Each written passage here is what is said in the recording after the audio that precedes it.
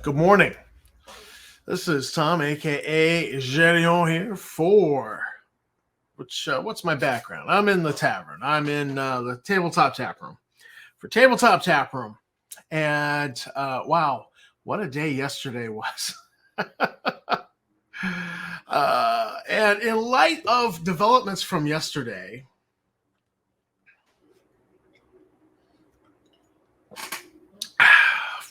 first cup of coffee this morning. Wow. Well, good morning. This is Tom, aka Gerion, here for Tabletop Tap Room. And wow, what a day we had yesterday.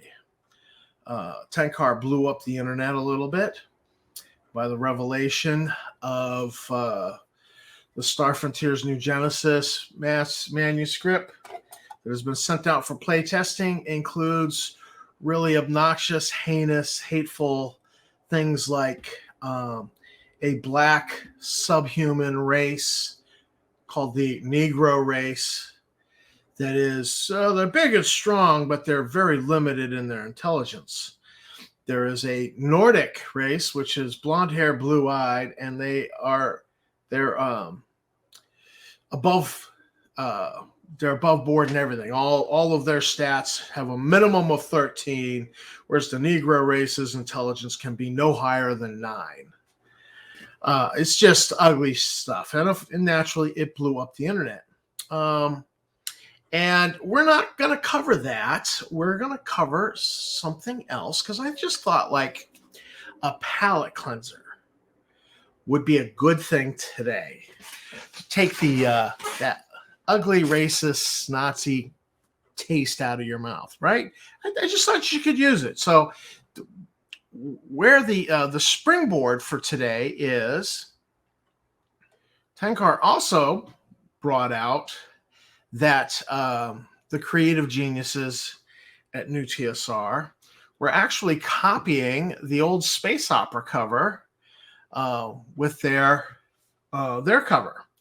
It's not as good. I mean, you know, the space opera cover had more going on. The anatomy of the figures is better. It's more color. It's just more creative. And, so I thought, you know what? Wouldn't it be nice to do a review of an actual RPG product produced by Fantasy Games Unlimited? I think that's who published Space Opera. And it led to discovery that the files that I lost in my computer transfer happened to also include all of my Space Opera stuff. So I just went on drive-through and paid for some PDFs. And today we're going to be doing a review of one of the Space Opera products that I think is a really good product that you should consider using in your sci-fi campaign. So let's take a look at that. So I'm going to be talking about Casino Galactica by Space Opera. Now, basically, Casino Galactica, what it is a setting book with a page of adventure seeds tacked on at the end. Now, that doesn't sound like a ringing endorsement, but how often have you come across a fully fleshed out setting for a science fiction resort? This is, when I think of a sci-fi resort, I go straight to this module, pull it out, and just start stealing material. So in Casino Galactica, you get hotels, casinos, shops, entertainment facilities, sports facilities. There are extensive maps. There are 29 major NPCs, 9 of them having character portraits. There's a creature file with 6 creatures, and all their illustrations look like Earth creatures. You still get 5 creatures. 6 creatures. There's a page of 5 adventure seeds, and each of these adventure seeds is 4 paragraphs. Then there's another 6 adventure ideas that are just 1 paragraph each. So you've got more fleshed out adventure idea, then you've got just like a plot hook. So there's plenty there. Now, I've actually worked in the hotel industry, and the table of organization that's presented in here for the whole resort, with the casinos and the hotels, it's very plausible. I wasn't in management, so maybe if I'd been in management in the hotel industry, I'd be able to say, yeah, right here, this is bad, or if I'd worked in Vegas, maybe I could.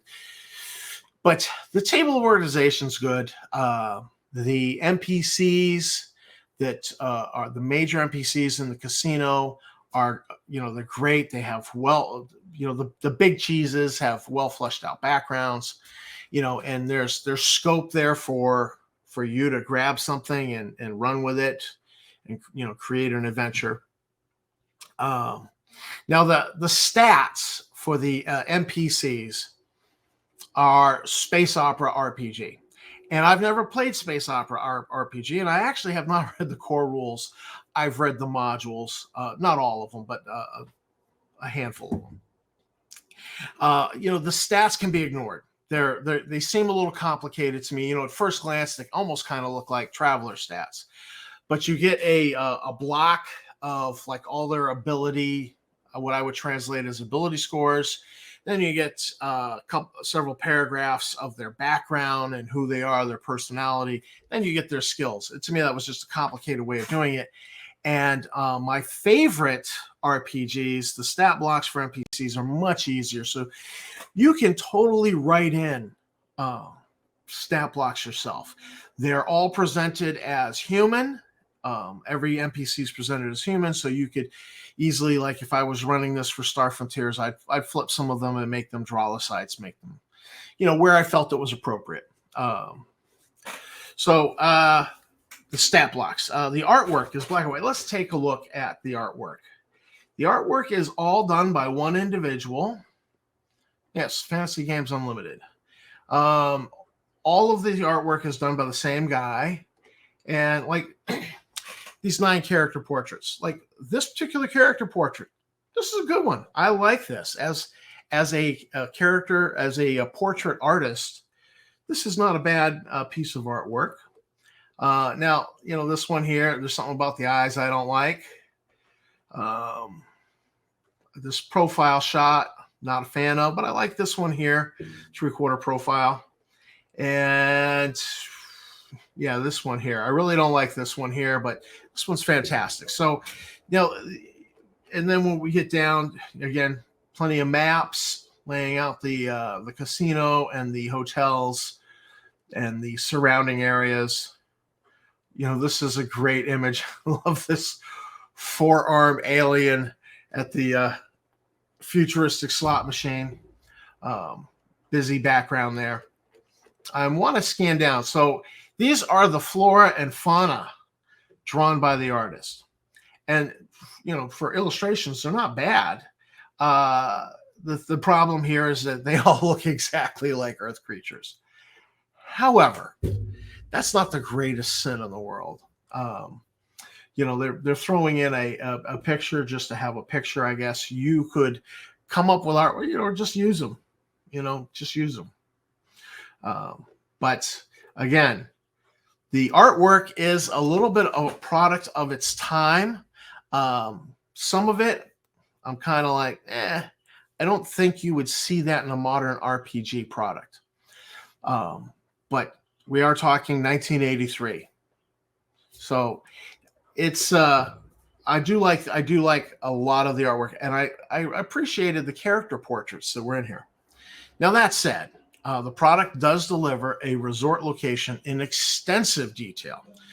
Players will be able to visit the resort repeatedly during the course of a campaign. The adventure seeds, the adventure ideas in the adventure seeds will make for great side treks, is what I think they're really all about.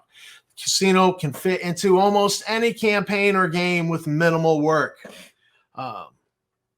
So to me, this is a great setting resource. Who hasn't wanted to have a resort station or a resort or a casino? And you might be writing something more sci-fi. Well, then, excuse me, you might be writing something a little more spy on spy. Uh, I mean, James Bond, Casino Royale. I mean, it's like your brain goes there. So, the creative juices get flowing, and the idea of using a casino, they have, major guests, NPCs are written up, and some of these guys they have some stuff in their background that's kind of plot hook ish. So, I love Casino Galactica. I have always loved it since I first got my hands on a PDF back in the early 2000s. It's a fantastic setting resource for your game. Get yourself a palette cleanser. Drop by drive-through, look up Fantasy Games Unlimited, look up Space Opera, the RPG. Grab yourself Casino Galactica. This is a great addition to your sci-fi game and setting. Honestly, the biggest thing that you're going to have to do is change up the NPCs. This product provides you everything you need for some adventure. And I think it's a fantastic addition to any sci-fi game. I love it. And, this is the palette cleanser that I had for you because, even though it's space opera, it doesn't have the drama that's been happening on social media like Twitter and Facebook over the new revelations coming out about new TSR and their racist game content that they're proposing with their Star Frontiers New Genesis. So stop by drive-thru, check it out. This is Tom for Tabletop Tap Room saying thank you to my subscribers. You guys are great. Appreciate it. Thanks for watching my video, and keep on gaming. Just not with new TSR product.